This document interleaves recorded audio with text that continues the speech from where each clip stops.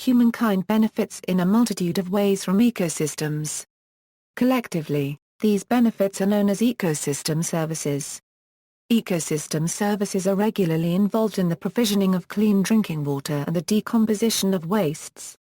While scientists and environmentalists have discussed ecosystem services implicitly for decades, the ecosystem services concept itself was popularized by the Millennium Ecosystem Assessment in the early 2000s.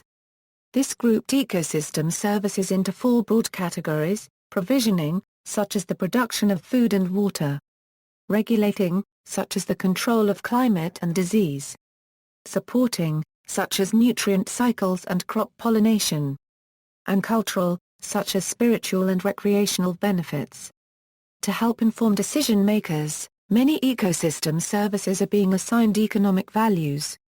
Brief history: the simple notion of human dependence on Earth, a unregistered trademark S ecosystems reaches to the start of our special unregistered trademark existence, when we benefited from the products of nature to nourish our bodies and for shelter from harsh climates. Recognition of how ecosystems could provide more complex services to mankind date back to at least Plato, who understood that deforestation could lead to soil erosion in the drying of springs. However, modern ideas of ecosystem services probably began with Marsh in 1864, when he challenged the idea that Earth, a unregistered trademark S natural resources are unbounded, by pointing out changes in soil fertility in the Mediterranean. However, his observations and cautions passed largely unnoticed at the time, and it was not until the late 1940s that Society unregistered trademark S attention was again brought to the matter. During this era, three key authors Osborne, Vogt, and Leopold awakened and promoted recognition of human dependence on the environment with the idea of a natural capital, a unregistered trademark. In 1956, Sears drew attention to the critical role of the ecosystem in processing wastes and recycling nutrients. An environmental science textbook called attention to a most subtle and dangerous threat to man unregistered trademark S existence. The potential destruction, by man unregistered trademark S own activities, of those ecological systems upon which the very existence of the human species depends. The term environmental service unregistered trademark was finally introduced in a report of the study of critical environmental problems, which listed services including insect pollination, fisheries, climate regulation and flood control. In following years, variations of the term were used, but eventually a ecosystem service unregistered trademark became the standard in scientific literature. Modern expansions of the ecosystem services concept include socio-economic and conservation objectives, which are discussed below. For a more complete history of the concepts and terminology of ecosystem services, see Daly. Examples: 4 categories. The Millennium Ecosystem Assessment Report 2005 defines ecosystem services as benefits people obtain from ecosystems and distinguishes 4 categories of ecosystem services, where the so-called supporting services are regarded as the basis for the services of the other 3 categories. The following lists represent the definition and samples of each according to the MA: supporting services, ecosystem services that are necessary for the production of all other ecosystem services; provisioning services, products obtained from ecosystems. Scent food, crops, wild foods, and spices; scent raw materials; scent genetic resources; scent water; scent minerals; scent medicinal resources; scent energy; scent ornamental resources. Regulating services, benefits obtained from the regulation of ecosystem processes. Scent carbon sequestration and climate regulation; scent waste decomposition and detoxification; scent purification of water and air; scent pest and disease control. Cultural services, non-material benefits people obtain from ecosystems through spiritual enrichment, cognitive development, reflection, recreation, and aesthetic experiences. Scent cultural, scent spiritual and historical; scent recreational experiences; scent science and education. Notes: There are various working definitions of ecosystem services in the literature. The most recent revision by TEEB to synthesize work in this field and prevent double counting in ecosystem services audits, has revised the MA definition to remove supporting services, and replace it on the one hand with habitat services, and on the other hand with ecosystem functions that are defined as a subset of the interactions between ecosystem structure and processes that underpin the capacity of an ecosystem to provide goods and services. There is discussion as to how the concept of cultural ecosystem services can be operationalized. A good review of approaches in landscape aesthetics, cultural heritage, outdoor recreation, and spiritual significance to define and assess cultural values of our environment so that they fit into the ecosystem services approach is given by Daniel A. L., who vote for models that explicitly link ecological structures and functions with cultural values and benefits. There also is a fundamental critique of the concept of cultural ecosystem services that builds on three arguments. Pivotal cultural values attaching to the natural cultivated environment rely on an RI-Euro-1 registered trademark's unique character that cannot be addressed by methods that use universal scientific parameters to determine ecological structures and functions. If a natural cultivated environment has symbolic meanings and cultural values, the object of these values are not ecosystems but shaped life worldly phenomena like mountains, lakes, forests, and, mainly, symbolic landscapes.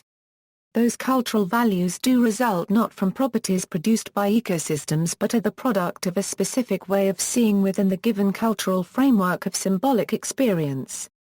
Cases, to understand the relationships between humans and natural ecosystems through the services derived from them, consider the following cases: a Eurocent in New York City, where the quality of drinking water had fallen below standards required by the U.S. Environmental Protection Agency, authorities opted to restore the polluted Catskill watershed that had previously provided the city with the ecosystem service of water purification.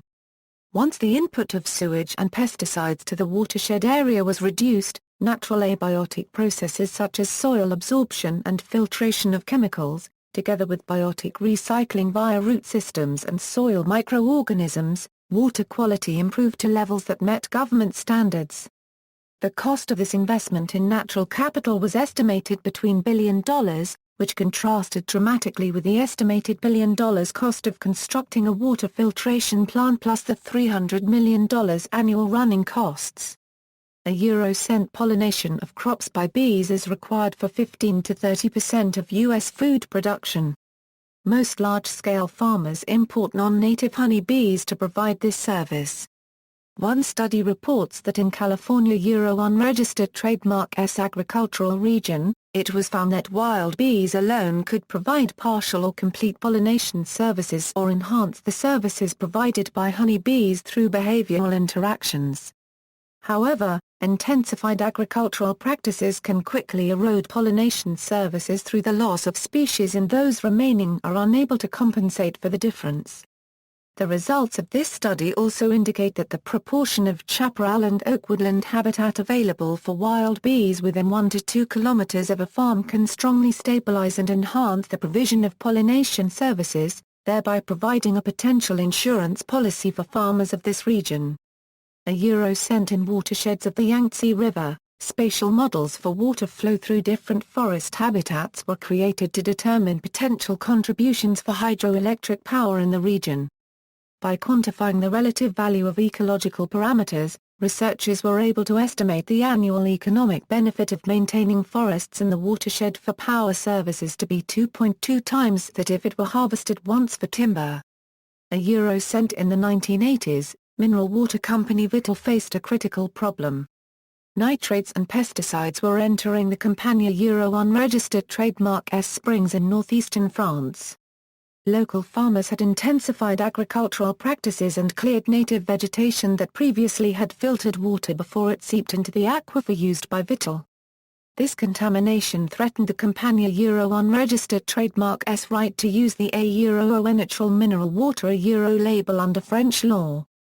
In response to this business risk, Vittel developed an incentive package for farmers to improve their agricultural practices and consequently reduce water pollution that had affected Vittel's product. For example, Vittel provided subsidies and free technical assistance to farmers in exchange for farmers' agreement to enhance pasture management, reforest catchments, and reduce the use of agrochemicals. This is an example of a payment for ecosystem services program. Ecology. Understanding of ecosystem services requires a strong foundation in ecology, which describes the underlying principles and interactions of organisms and the environment. Since the scales at which these entities interact can vary from microbes to landscapes, milliseconds to millions of years, one of the greatest remaining challenges is the descriptive characterization of energy and material flow between them.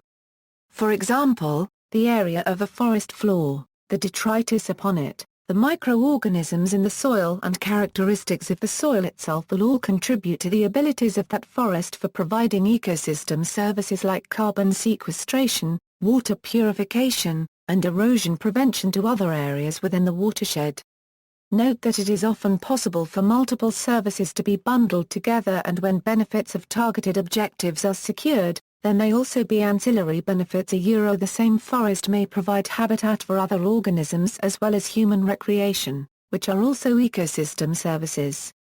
The complexity of Earth unregistered trademark S ecosystems poses a challenge for scientists as they try to understand how relationships are interwoven among organisms, processes and their surroundings.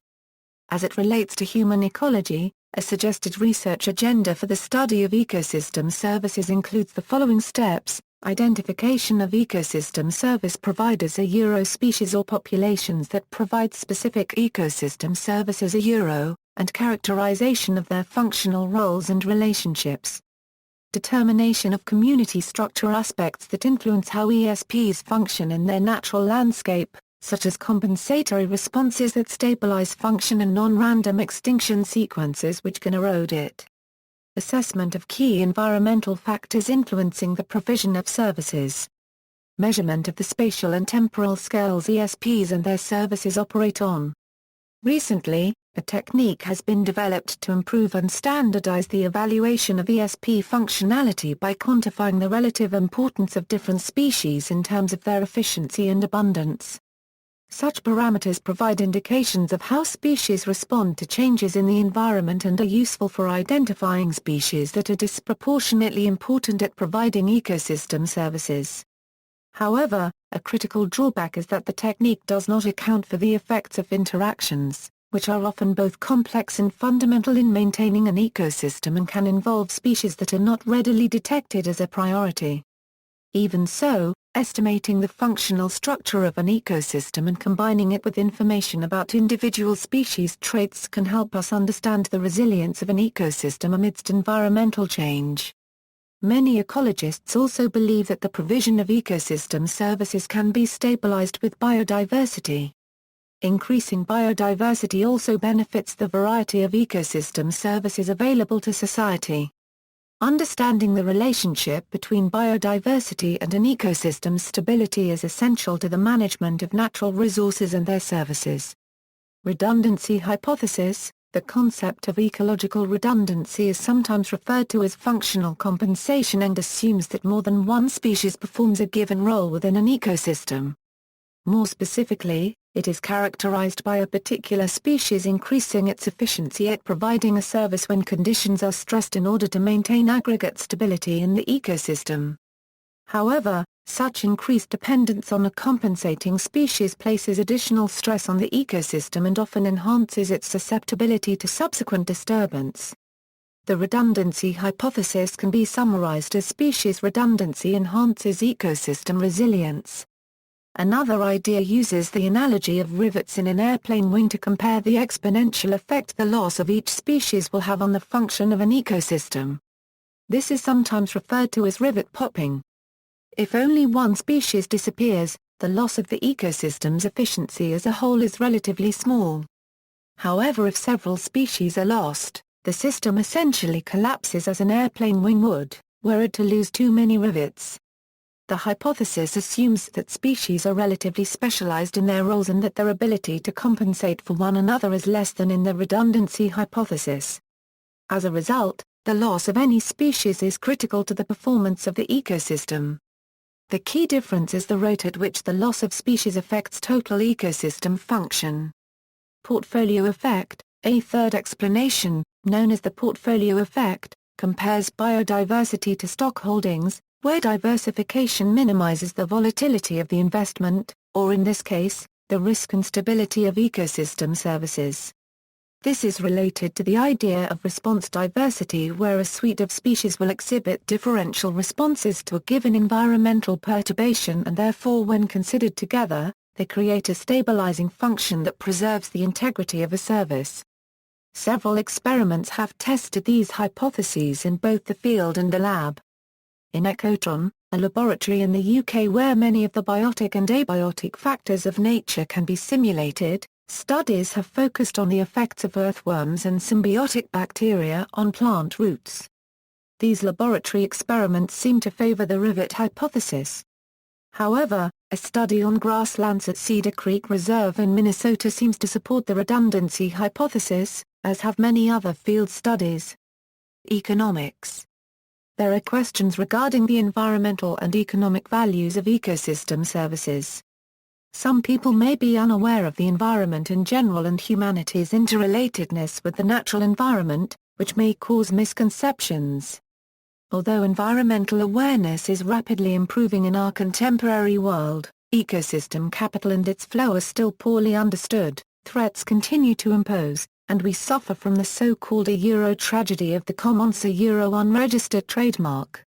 Many efforts to inform decision-makers of current versus future costs and benefits now involve organizing and translating scientific knowledge to economics, which articulate the consequences of our choices in comparable units of impact on human well-being. An especially challenging aspect of this process is that interpreting ecological information collected from one spatial temporal scale does not necessarily mean it can be applied at another. Understanding the dynamics of ecological processes relative to ecosystem services is essential in aiding economic decisions. Weighting factors such as a service unregistered trademark's irreplaceability or bundled services can also allocate economic value such that goal attainment becomes more efficient. The economic valuation of ecosystem services also involves social communication and information, areas that remain particularly challenging and are the focus of many researchers.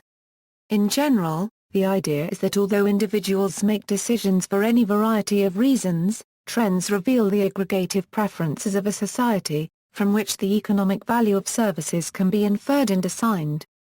The 6 major methods for valuing ecosystem services in monetary terms are: avoided cost. Services allow society to avoid costs that would have been incurred in the absence of those services. Replacement cost. Services could be replaced with man-made systems. Factor income. Services provide for the enhancement of incomes. Travel cost. Service demand may require travel, whose costs can reflect the implied value of the service. Hedonic pricing. Service demand may be reflected in the prices people will pay for associated goods. Contingent valuation. Service demand may be elicited by posing hypothetical scenarios that involve some valuation of alternatives. A peer-reviewed study published in 1997 estimated the value of the world's ecosystem services and natural capital to be between $16 a year or $54 trillion per year, with an average of $33 trillion per year.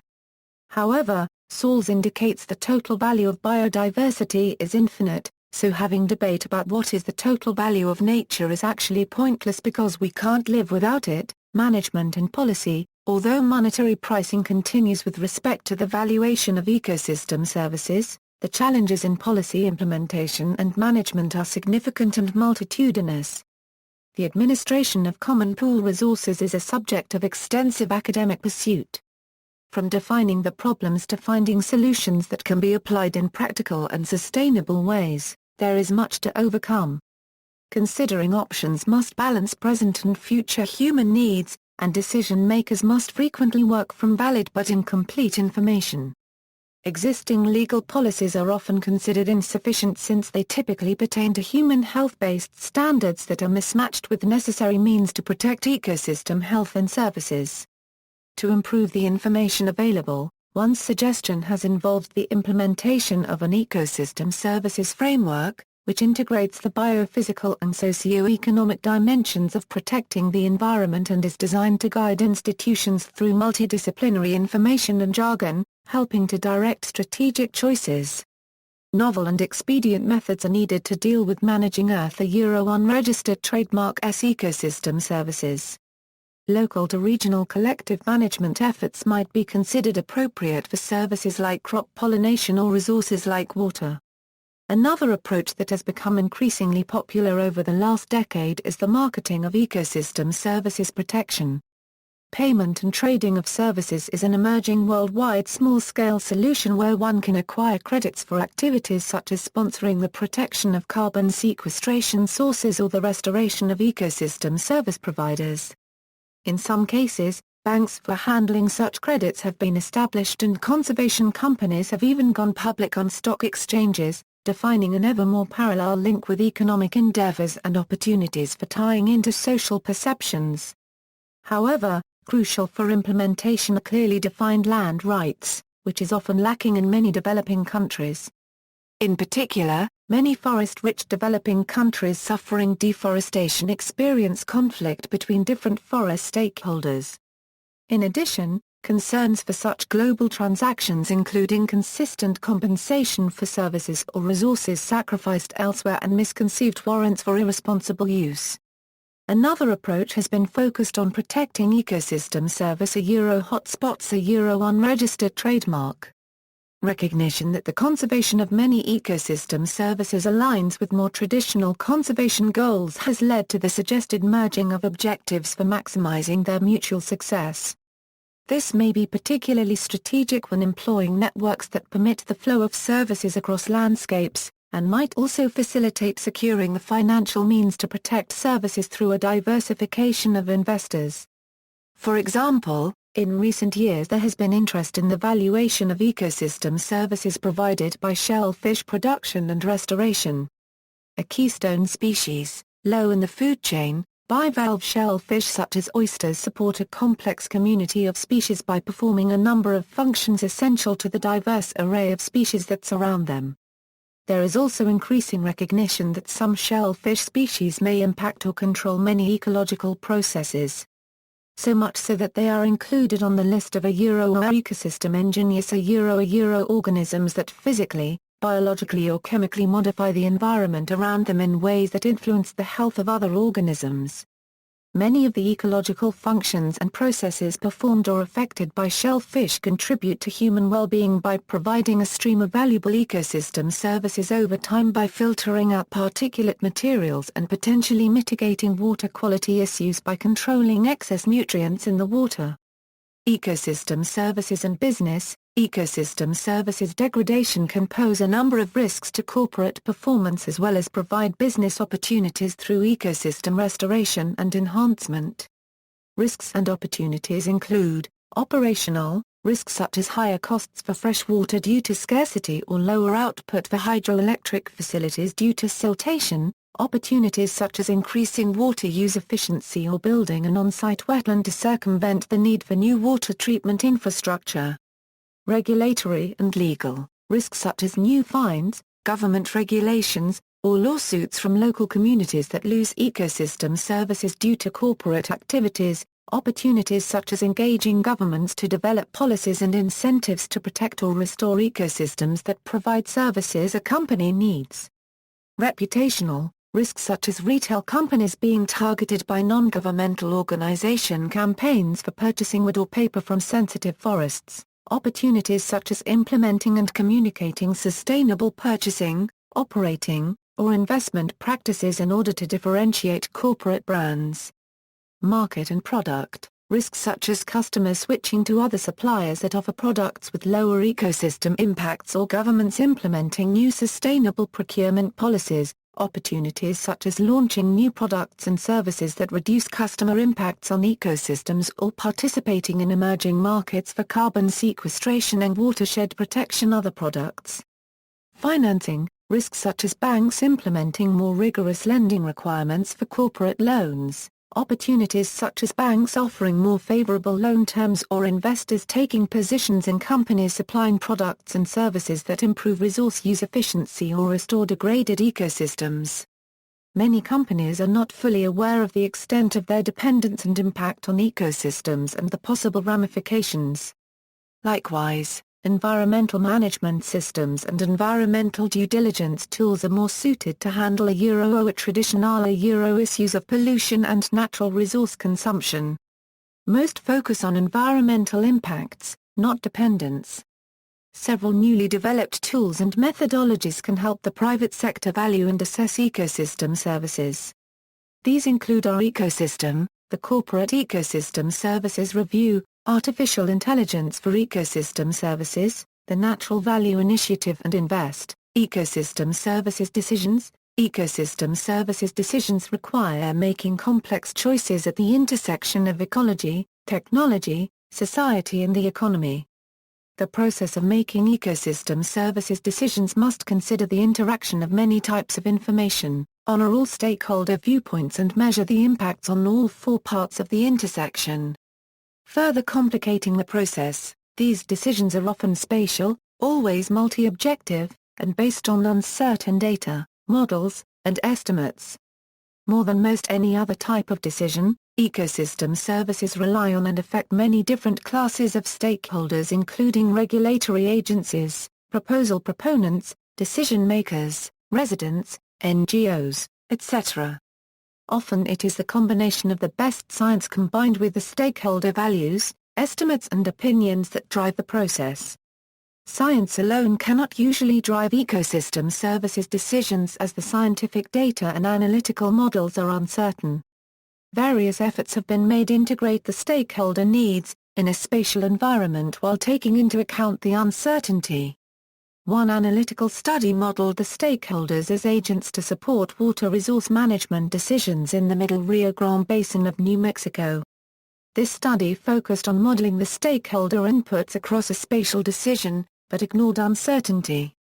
Another study used Monte Carlo methods to exercise econometric models of landowner decisions in a study of the effects of land use change.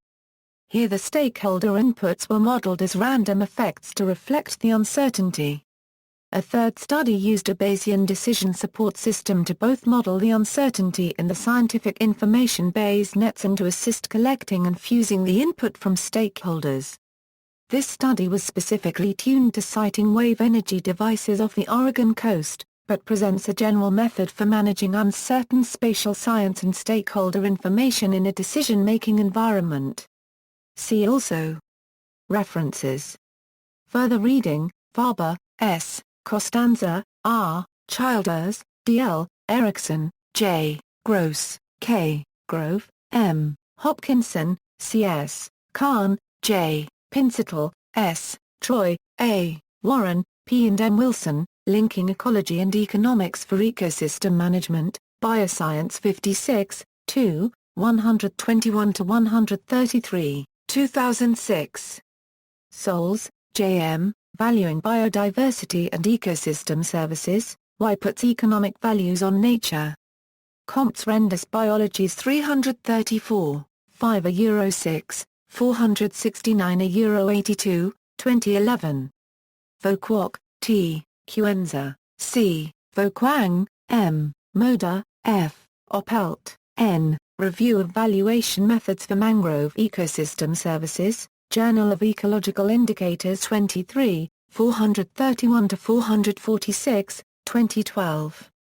External links, Millennium Ecosystem Assessment, Earth Economics, Gund Institute for Ecological Economics, The Economics of Ecosystems and Biodiversity, COHAB Initiative on Health and Biodiversity, Ecosystems and Human Well-being, The Ares Consortium, Ecosystem Marketplace, Plan Vivo, an operational model for payments for ecosystem services, ecosystem services at Green Facts, Water Evaluation and Planning System for Modeling Impacts on Aquatic Ecosystem Services, Project Life Plus Making Good Natura, Geckos of, Gulf of Mexico Ecosystem Services Valuation Database, Regional, Ecosystem Services at the U.S. Forest Service, Geckos of. Gulf of Mexico Ecosystem Services Valuation Database.